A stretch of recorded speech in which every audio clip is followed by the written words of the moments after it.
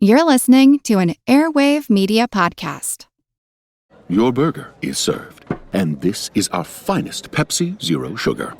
Its sweet profile perfectly balances the savory notes of your burger. That is one perfect combination. Burgers deserve Pepsi. This episode is brought to you by LifeLock. Between two-factor authentication, strong passwords, and a VPN, you try to be in control of how your info is protected. But many other places also have it, and they might not be as careful. That's why LifeLock monitors hundreds of millions of data points a second for threats. If your identity is stolen, they'll fix it, guaranteed, or your money back. Save up to 40% your first year. Visit LifeLock.com/podcast for 40% off. Terms apply.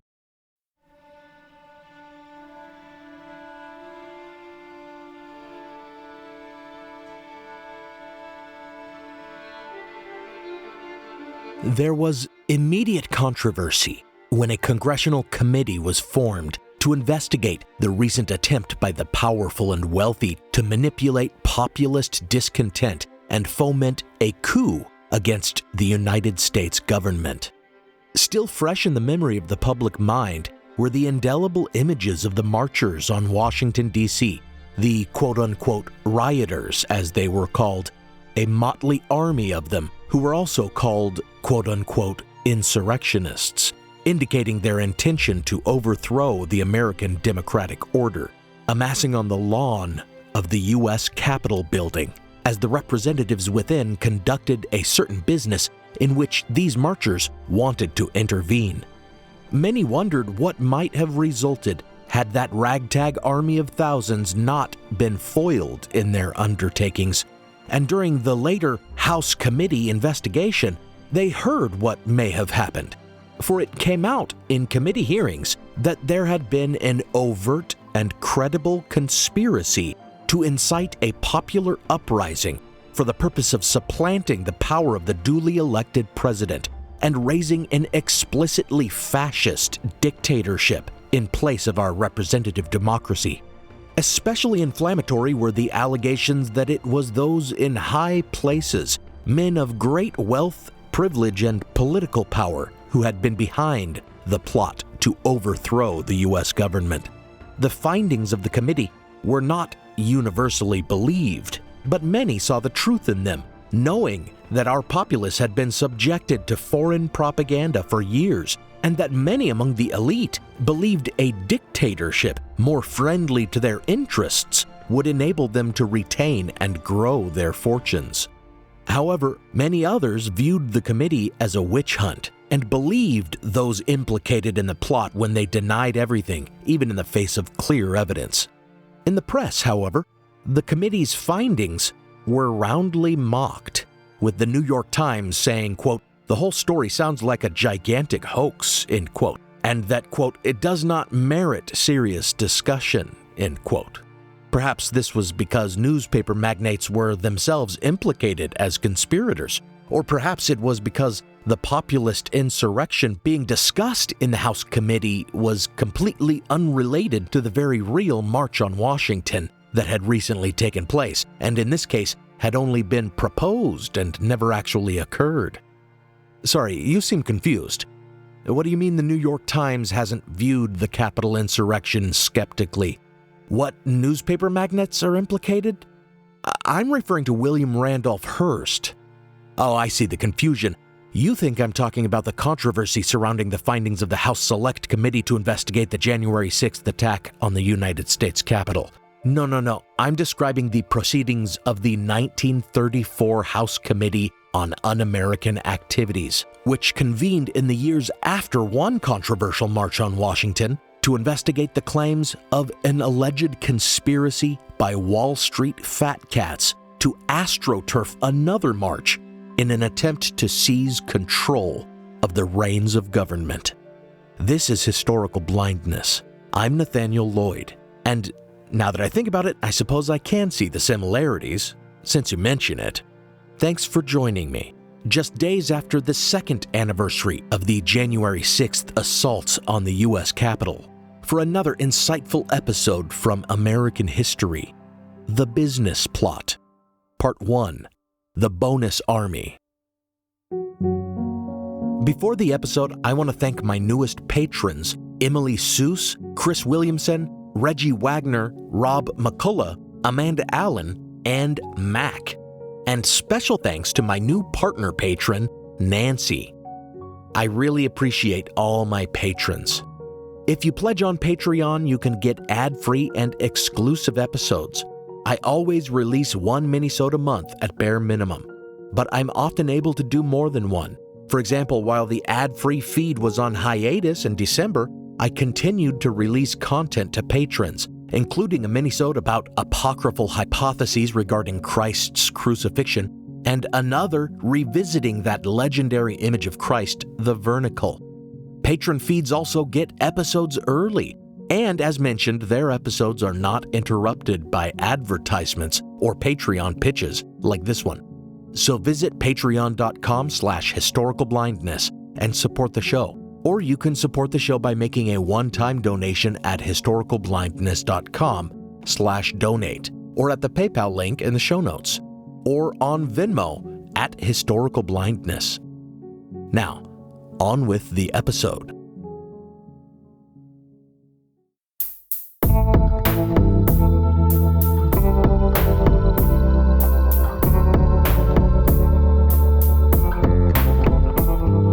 Welcome to Historical Blindness, and the first new episode of the 2023 season. Constant listeners will realize that I discussed the business plot, or Wall Street Putsch, in my episode The Perils of American Democracy, but I gave it terribly short shrift there, with only about half a paragraph, and it has been a topic that I've greatly wanted to explore in more depth for a number of reasons. One is, of course, the anniversary of the January 6th insurrection. Last year, on the first anniversary, I released a two-part episode that drew parallels between January 6th and the Wilmington insurrection of 1898. I think that my examination of that incident showed a strong parallel between the use of fake news propaganda in galvanizing such insurrections and gaslighting the larger public to misrepresent the true nature of the situation, and I think its lessons about white supremacy and institutional racism remain vital. Go and listen to The Coup on Cape Fear, parts 1 and 2, if you haven't. But I find the story of the business plot perhaps even more instructive when it comes to contextualizing January 6th. We are talking about a nation in economic crisis, inundated by foreign propaganda, which drove a cabal of wealthy and influential titans of industry to orchestrate a martial uprising against the seat of American government, in imitation of a more organic and well-intentioned but much maligned protest movement, all of which is clearly revealed by congressional investigators whose findings are thereafter widely disbelieved and dismissed, leading to no real justice for those who enacted the plot. As I wrote and recorded this episode, the Department of Justice has charged nearly 1,000 people in connection with the Capitol attacks, most of them rank-and-file participants, and only a few with actual charges of seditious conspiracy. The DOJ has maintained an impressive 99.8% conviction rate in these cases, but it can be argued that they haven't held the ringleaders, the congresspeople and executive cabinet members who incited the attacks, to account. On Monday, December 19th, the January 6th panel did refer charges against former President Donald Trump to the DOJ, including one charge of inciting an insurrection. However, it remains to be seen whether Merrick Garland's DOJ will indict him, what defense he may make, and what the outcome of that indictment might be. Furthermore, the fact that his indictment and trial won't prevent his concurrent campaign to regain the presidency further complicates matters. If he were both re-elected and convicted, and an attempt was made to bar him from taking his elected office, one can certainly see the current partisan Supreme Court bench considering this constitutional crisis and inevitably finding in his favor. And the fact remains that any sitting president, be it Biden or some other 2024 challenger, has the power to pardon him. So clearly the resolution of the January 6th insurrection remains up in the air. And I believe the story of how the business plot shook out in the end to to be supremely educational and, sadly, perhaps prophetic. Lastly, I was inspired to produce this series by the fantastic 8-part series Rachel Maddow Presents Ultra.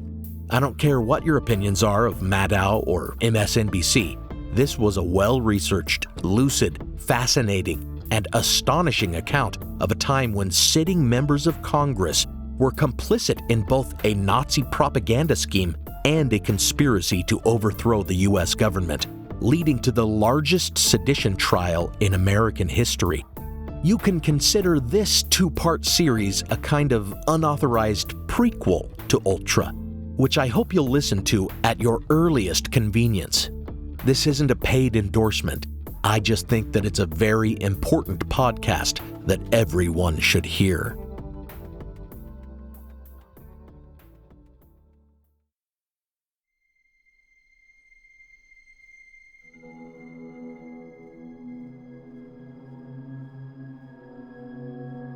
Just as the story of the January 6th insurrection must be seen in the context of the recession resulting from necessary COVID restrictions and the widespread racial justice protests of 2020, with which the Capitol insurrection is frequently and speciously compared, so too the business plot must be placed in the context of the Great Depression and the march of the bonus expeditionary forces on Washington, D.C.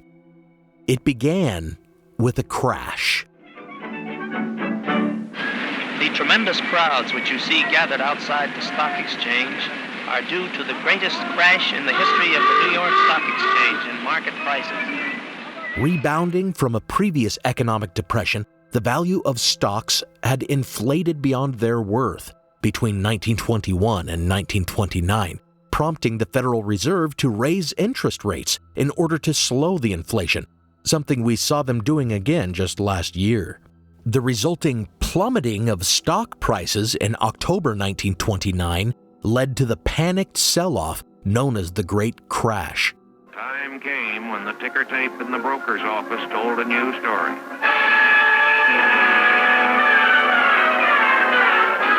It was panic. 16.5 million shares of stock sold in a single day. Sold hopelessly, desperately, at any price. But the Wall Street crash did not at first worry many or greatly affect the overall economy, since only a wealthy fraction of the populace invested in the stock market. However, a severe drought across the Great Plains, which would later come to be known as the Dust Bowl, soon led to America's farmers facing major challenges, and a series of bank panics in the autumn of 1930 led to the crisis of confidence that then-President Herbert Hoover identified as the true culprit of the Great Depression. President Hoover had himself contributed to this crisis of confidence, as he had signed an international tariff act against the advice of economists that further strained the global economy and banks, especially those that provided loans to struggling farmers. All of this is a very simplistic description of the triggers of the Great Depression, but the result was that gold, upon which our currency was still based, began to leave the American economy as it was withdrawn from banks and hoarded or sent overseas by the wealthy. The very real consequences of this loss of capital was the closure of banks, the failure of businesses, mass unemployment, and hunger. Thus, we get the immortal symbols of the Depression: men, women, and children destitute, walking American roads and highways barefoot with no refuge. Soon these symbols took on the name of the man seen as directly responsible for this catastrophe, President Herbert Hoover, who was ironically known for great humanitarian efforts overseas, but remained staunchly against what he called the dole, or government assistance paid out to those in need here at home, believing it made people lazy. Thus, the carts that these Depression homeless pulled all their belongings in were dubbed Hoover wagons, and their encampments famously called Hoovervilles. Many of those affected were U.S. military veterans who had served their country bravely overseas, and now could not survive in the broken economy at home. An idea arose, a lifeline for these desperate and starving veterans, that if they could just be paid their bonus early, it would mean the difference between life and death. Back in 1924, with the passage of the Bonus Act, these veterans had been promised a substantial payment for lost wages in the Great War. But in 1931, in the depths of the Depression, that bonus wasn't to be paid for another 14 years. Veterans argued that it should be called the tombstone bonus then, for most would not live to receive it. Want to beat the undertaker, spend the money before the undertaker gets it.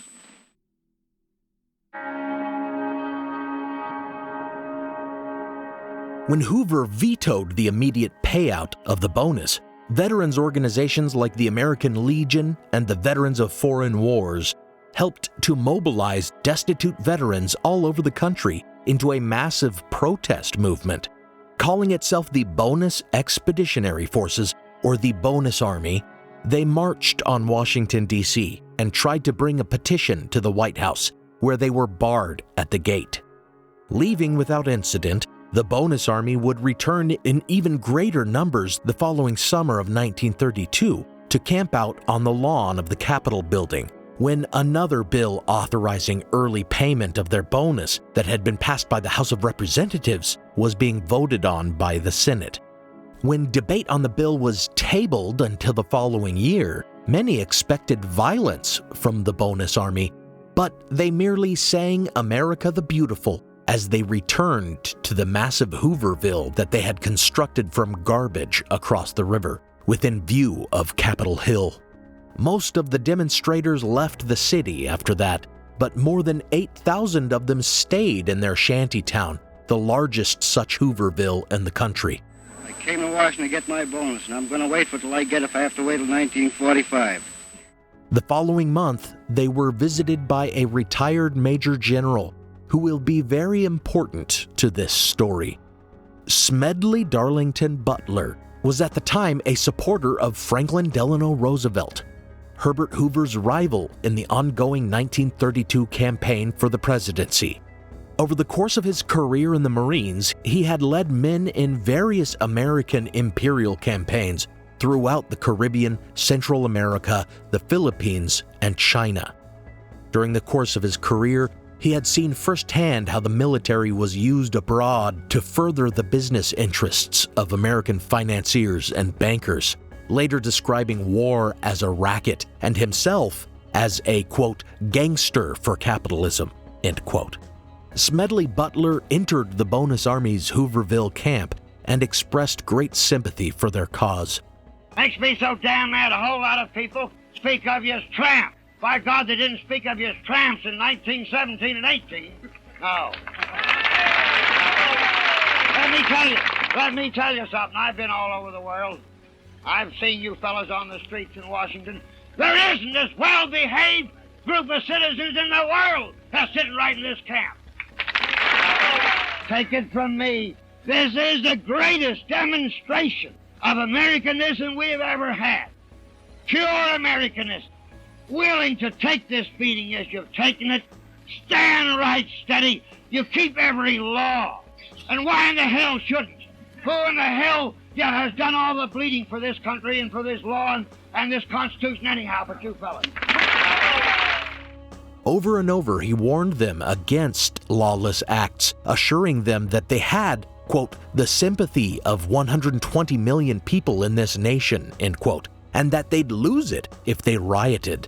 But otherwise, he listened to all of their complaints, staying with them into the early hours of the morning, and encouraged their continued demonstration, reminding them that they, quote, didn't win the war for a select class of a few financiers, end quote, and urging them to, quote, hang together and stick it out till the gate bars of hell freeze over, end quote. Butler had a reputation as a soldier's general, rather than a general's general, in that he was far more popular among those he commanded than among those who commanded him. The stark difference between Butler and other generals would soon be demonstrated with terrible clarity. Now for a brief intermission.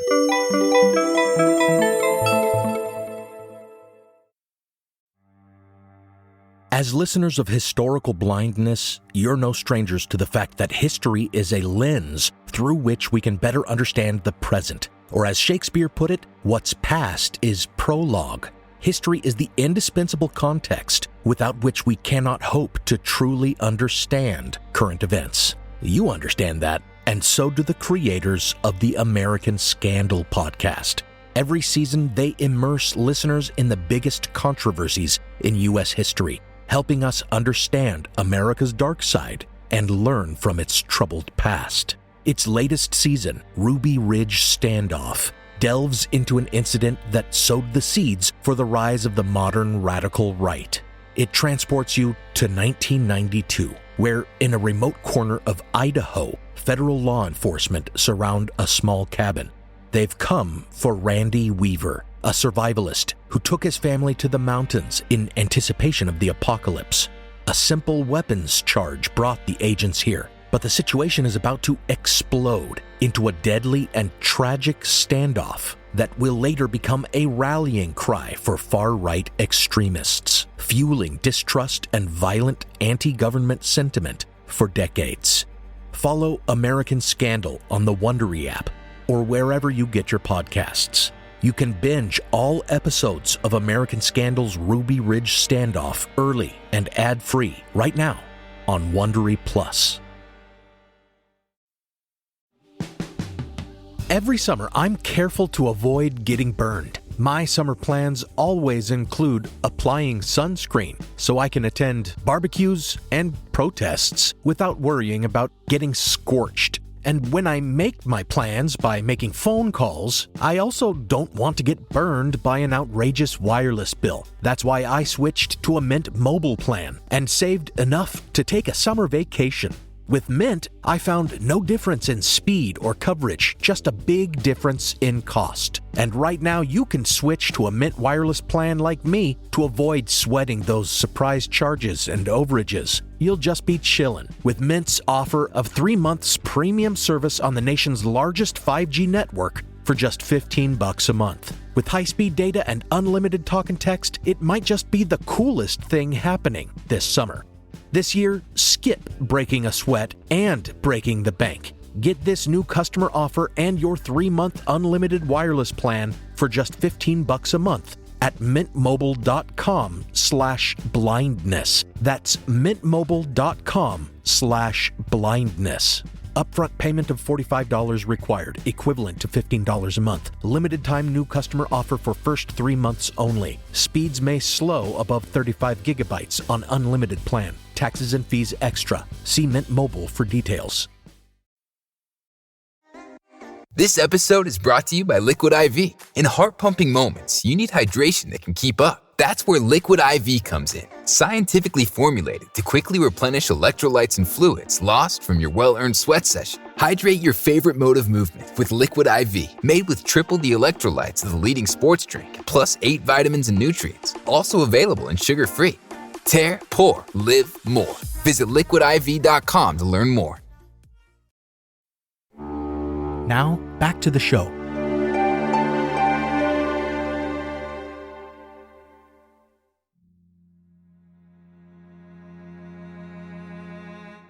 A striking parallel can be seen between Hoover's response to the Bonus Army in the summer of 1932 and Donald Trump's response to Black Lives Matter protesters in the summer of 2020. Both incidents precursors to an organized coup attempt perpetrated by those who had vehemently opposed the preceding legitimate protest movements.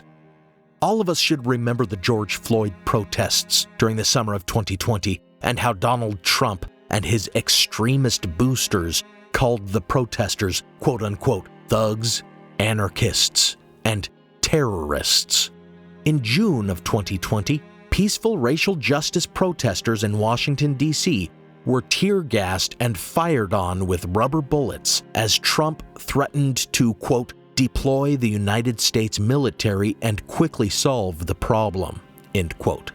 In a remarkable instance of history rhyming, Herbert Hoover back in 1932, likewise believed that the Bonus Army marchers were dangerous and was considering the same measures.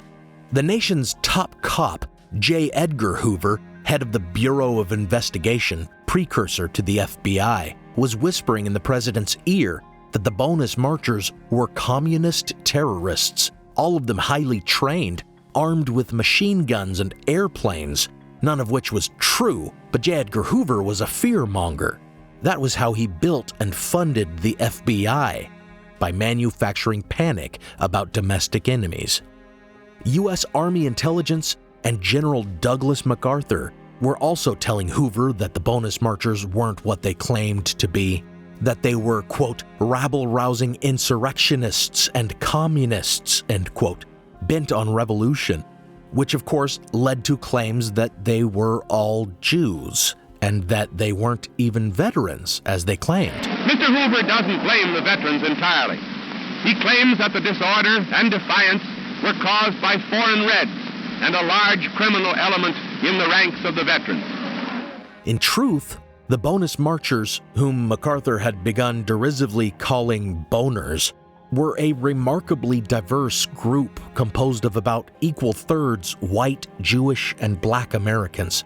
MacArthur's claims that they weren't veterans were simply lies that the press amplified. The Veterans Administration had surveyed the Bonus Army and recorded that 94% of them were indeed vets, the majority having served overseas, and almost a quarter of them disabled in the line of duty. It's true, maybe half of them were communist or sympathetic to communism, or at least with socialist leanings, but this was not unsurprising at the time, as many in the Depression-era U.S. were more and more enamored with communism, socialism, and fascism, as we will further see. Indeed, in that very election year, the socialist presidential candidate garnered 3 times the number of votes he had received in the previous election year. Certainly, communists would have liked to turn the entire Bonus expeditionary forces to their cause, but the fact was, most of the Bonus Army were just destitute and starving victims of the Hoover economy. In fact, they routinely destroyed communist literature that was being circulated among them, and many embraced the mantra, quote, eyes front, not left, end quote. Just as with the BLM protests, some violence did erupt in clashes with police. When, on the president's prompting, some veterans were evicted from derelict buildings that the police chief himself had previously arranged for them to camp in, they pushed back. Some bricks were thrown, and the tussle resulted in one policeman shooting 2 veterans dead. Despite the fact that this was a pretty clear case of police failure to control a volatile situation, and it resulted in the deaths of demonstrators, not police, the incident was used to justify the unconscionable brutality that ensued. It's war, the greatest concentration of fighting troops in Washington since 1865, all assembled with a single purpose, to rout the Bonus Army from government property which they've been occupying without permission. Property which has to be torn down to make room for new buildings. The Bonus veterans have defied their leaders. Police cannot handle them since the riot this morning that ended in 1 death and dozens wounded.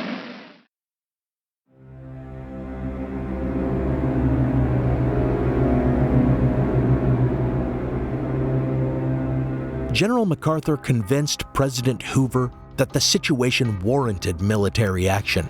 MacArthur, along with his aides, future General George S. Patton and future President Dwight D. Eisenhower, were directed to expel the veterans from the city. Eisenhower and Patton apparently thought the entire thing too political and distasteful, but MacArthur appeared to relish the chance to bring the might of the U.S. Army against unarmed American citizens. In full military dress, he deployed infantrymen with fixed bayonets, cavalry with drawn sabers, a machine gun detachment, and even 5 tanks onto the streets of the U.S. Capitol.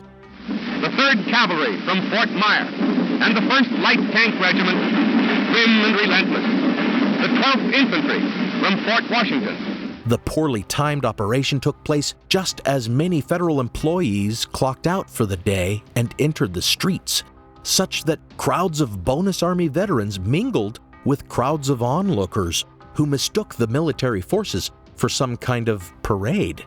The cavalry charged the crowds, trampling men, women, and children, while the infantry advanced on them, bayonet tips pressing the crowds back. Sullen, disgruntled, the veterans give way unwillingly before the steady advance of the soldiers. The tension is terrific, real drama of the highest rank, but the orders of the President and Secretary of War must be obeyed. With cavalry advancing upon them, backed up by cold steel, there isn't much the veterans can do except give way. For weeks they've been making a desperate stand for what they considered their rights, but in the face of armed troops, retreat is the only alternative. Bonus marchers and city residents alike fled in abject terror as tanks ran them down and cavalrymen struck them with the flats of their sabers. Tear gas grenades burst in their midst, igniting fires and completing the transformation of the nation's capital into a war zone. By smoke bombs and tear gas hurled by the troops who have been called out by the President of the United States. Within hours, all the Bonus Army vets had retreated to their shantytown outside the city.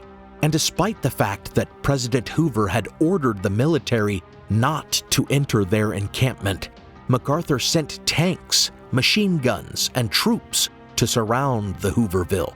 The veterans waved a white flag of surrender and asked for an hour to get their families out. MacArthur granted them this, and when the hour had elapsed, he sent his forces in to burn their shacks and lean-tos to the ground. Those who have fled to the shacks they called homes for months past are being driven out by tear gas bombs. The troops are mopping up now. The gas has done its work, and it only remains for fire to complete the task set for the soldiers. And with the glare lighting up the Capitol dome, the Battle of Washington ends. President Herbert Hoover stood at a window in the White House and watched the fires. What he saw destroyed that night was not only the homeless encampment that bore his name. He was also watching his chances for re-election go up in smoke. Perhaps more than his handling of the economic crisis, his handling of the bonus expeditionary forces provided his opponent, Democratic candidate Franklin Delano Roosevelt, all the ammunition he needed to win his campaign.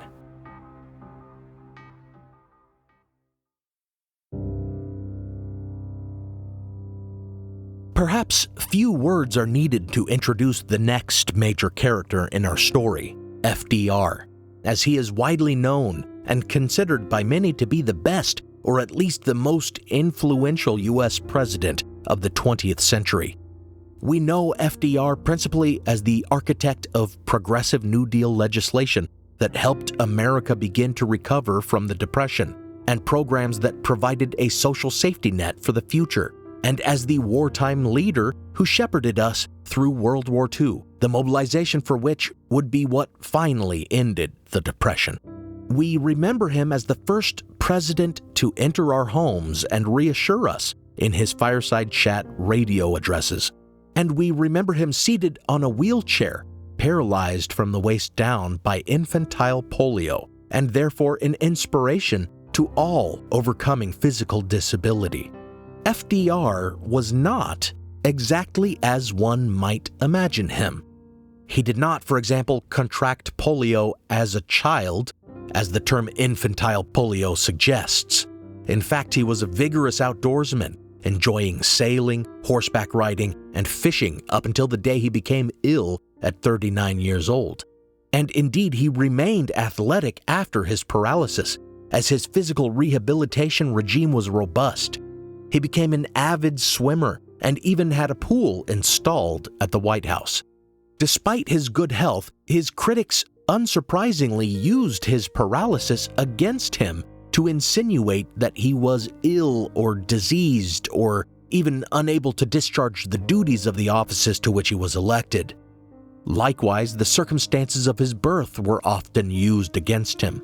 He was not of such a background as one might expect for a social reformer. He had been born into great wealth and privilege of the Hyde Park branch of the Roosevelts, former President Teddy Roosevelt, his first cousin. We might credit the influence of his father, who instilled in him the importance of working to help the suffering and the poor for the causes he would later champion. And we might further credit Eleanor Roosevelt, his cousin whom he married, who regularly performed volunteer work in New York slums and worked tirelessly to improve the conditions of poor women and children.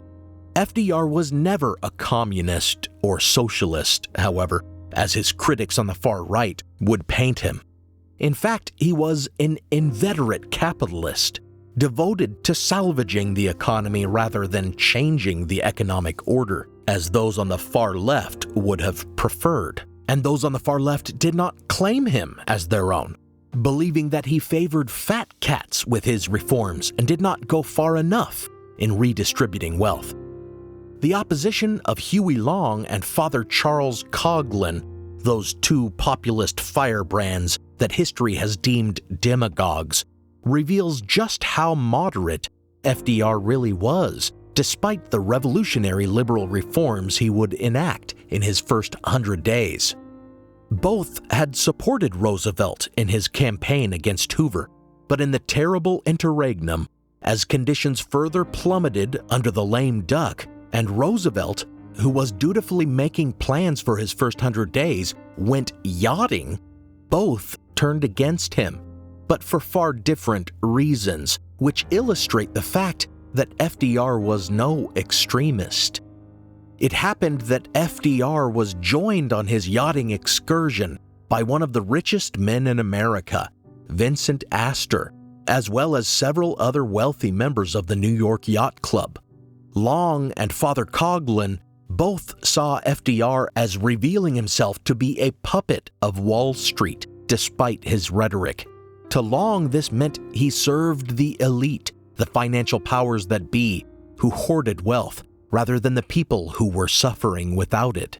I'm going to read that again from the President. Quote, "The most difficult place in the world to get a clear and open perspective of the country as a whole is in Washington. That is why I occasionally leave this scene of action for a few days to go fishing." End quote. Now, if you will observe closely, ladies and gentlemen, our President remarks that he could not find out about the people of the country in Washington.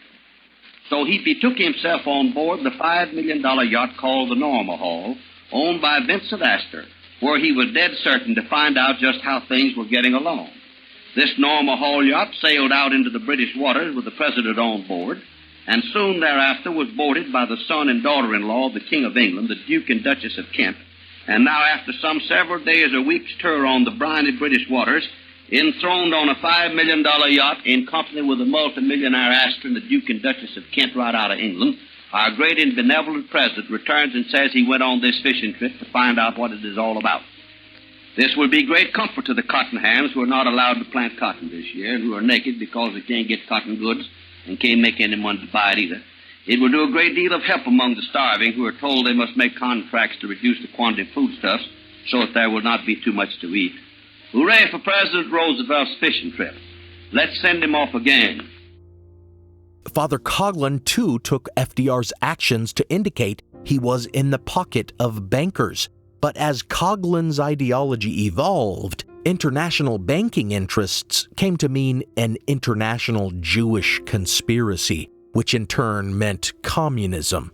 So somehow FDR being friendly with wealthy bankers made him a communist, if that makes any sense. But of course, it doesn't make much sense, for FDR had denounced bankers in particular, in no uncertain terms, as the, quote, unscrupulous money changers, end quote, responsible for the banking crisis. And in his first 100 days, he made good on the promises of his campaign, such that those he formerly yachted with would come to view him as a, quote, traitor to his class, end quote.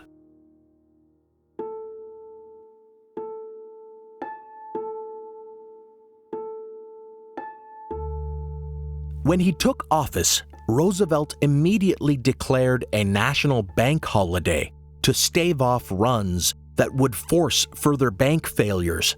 In his first fireside chat, FDR successfully convinced many Americans to trust the banks again because of the changes he had pushed through Congress with the passage of his Emergency Banking Act. And the banks saw $1 billion returned to them over the ensuing weeks. If this was all the Emergency Banking Act had done, Wall Street would certainly have thought Roosevelt on their side. He was, after all, from a wealthy family. Surely he had a vested interest in protecting the wealthy classes. In fact, the way that Roosevelt was seizing broad executive powers in his efforts to right the ship of the American economy sat very well with many in his wealthy class, among whom Mussolini, the strong leader of Italian fascism, had become more and more popular in recent years, in large part due to a widespread propaganda campaign in America that we will examine further in Part 2 of this series. Many had high hopes that FDR would prove to be another Mussolini, whom they viewed as a benevolent dictator, taking bold action to set his country in order. The Emergency Banking Act, however, also gave the Secretary of the Treasury the power to seize gold in an emergency. One of the principal concerns leading to the failure of the economy was the outflow of gold from the country during the ongoing crisis of confidence, and Roosevelt felt he needed the means of curtailing that if necessary. When his new executive powers suddenly enabled him to take their gold, that changed things for the wealthy. Roosevelt had assured the public that the gold standard was safe, but a couple of days after taking this power to seize gold, he signed an executive order forbidding banks to make gold payments in a further effort to prevent hoarding. This was taken as a signal that he absolutely intended to abandon the gold standard after all, and resulted in even more hoarding by the very wealthy, the financiers and bankers whom FDR had been accused of serving. FDR then felt compelled to do exactly what he had promised not to, and a month and a half after taking office, he signed an executive order requiring all Americans to surrender their gold money to the U.S. government in exchange for paper currency. This was meant to be a temporary emergency measure to shore up the American gold reserves, but the wealthy, the very gold hoarders causing the emergency, worried that if they converted all their fortune into currency, rampant inflation would destroy their fortunes.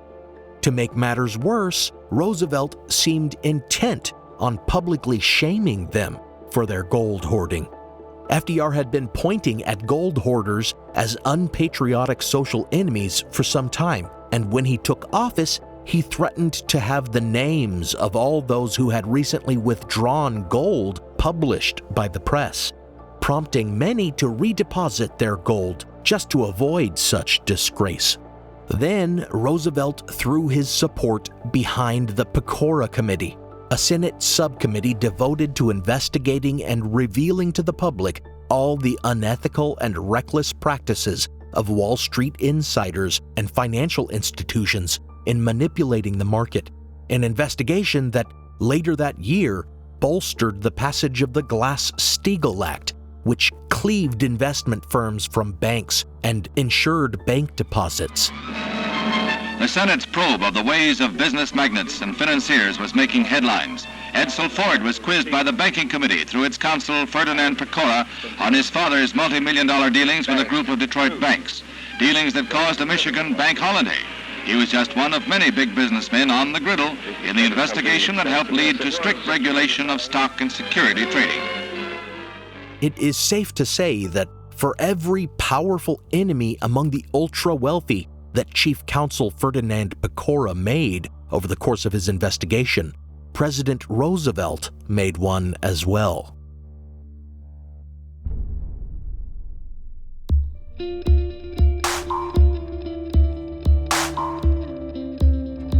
On May 9th, 1933, exactly 2 months after his inauguration, Bonus Army marchers returned to Washington, D.C. These poor veterans remained angry over the violence the former president had inflicted on them, and rightly so. They further had some gripe with the new president, FDR, who had recently slashed veterans' benefits in order to reduce the deficit. Roosevelt, however, took a very different tack in resolving their grievances. He directed the veterans to be housed at an abandoned army camp in Virginia, where they would be provided medical care, fed well, plied with hot coffee, and even treated to concerts by the Navy band.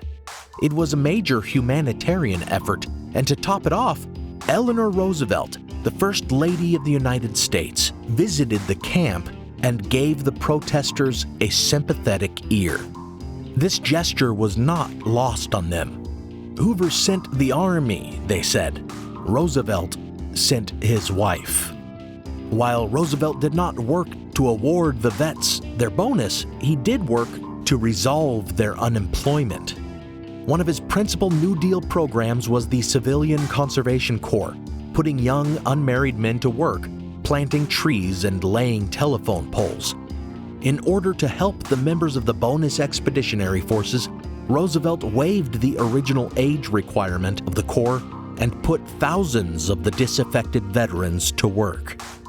This all seems like something of a happy ending, but there were forces conspiring against Roosevelt. I've argued in the past against conspiracy theories about so-called smoke-filled rooms, but here, certainly, considering what we know about what followed, some such secret meetings must have been convened. The powerful enemies that Roosevelt had made were seeking a way to remove him, despite, or perhaps because of, all the good he was doing the country. They sought to preserve their own wealth above all else, the rest of humanity be damned. And they saw in the veterans organizations that had mobilized a dissident army to march on the Capitol a tool that in their hands could give them everything they wanted. Join me next time for the conclusion of the business plot.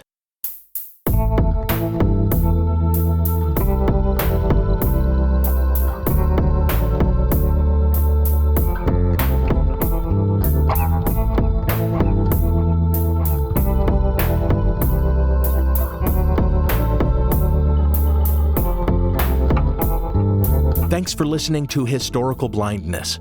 Check out my principal source for this series, The Plots Against the President, FDR, A Nation in Crisis, and the Rise of the American Right by Sally Denton. It's a great read and very informative. As always, thanks go out to my partner patrons, Diane Lane, Joe Escott, Sean Munger, Devlin Hoff, Jesse Reeves, Fred from Colorado, Keep Colorado Blue, Robin Inn, Mateo Impey, Rebecca, Don Mundis, Eunice Allen Bradley, Juliette O'Connor, Jonathan Williams, Joshua Luddington, Logan Houlihan, Lily Powers, Josh Goen, Michael Markham, Lonnie Coffer, and Nancy. You're my bonus army, in that you receive all my bonus content. This podcast is part of the Airwave Media Podcast Network. Visit airwavemedia.com to listen and subscribe to their other fine shows, like The Ancient World and friend of the show Nate Hale's The Conspirators. Some music on this episode is copyright Alex Kish. Visit alexkishmusic.com and contact him to get compositions for your own projects.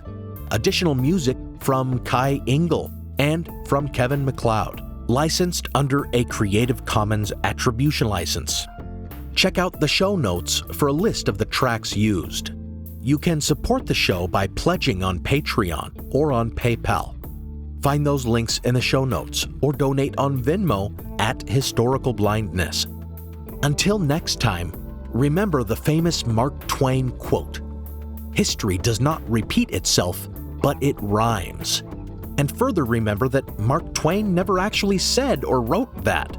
As near as the wonderful online sleuth at Quote Investigator has been able to determine, That quote first appeared in 1970 and was later misattributed to Twain.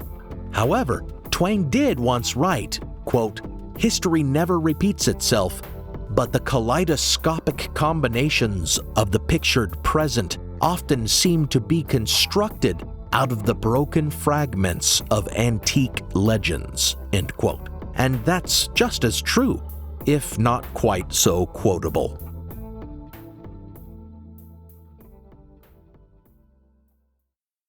As a business owner, you're not chasing the norm, you're building momentum. But your bank wasn't made for modern money management. You need a Relay, an online money management platform that moves as fast as you do. With Relay, you can open up to 20 accounts so you can separate your cash for things like income, payroll, or operating expenses. All you need is a few minutes to sign up at relayfi.com/Spotify. That's relayfi.com/SPOTIFY. Relay is a financial technology company and is not a bank. Bank services provided by Thread Bank, member FDIC. Have you ever gazed in wonder at the Great Pyramid? Have you marveled at the golden face of Tutankhamun? Or admired the delicate features of Queen Nefertiti? If you have, you'll probably like the History of Egypt podcast. Every week, we explore tales of this ancient culture. The History of Egypt is available wherever you get your podcasting fix. Come, let me introduce you to the world of ancient Egypt.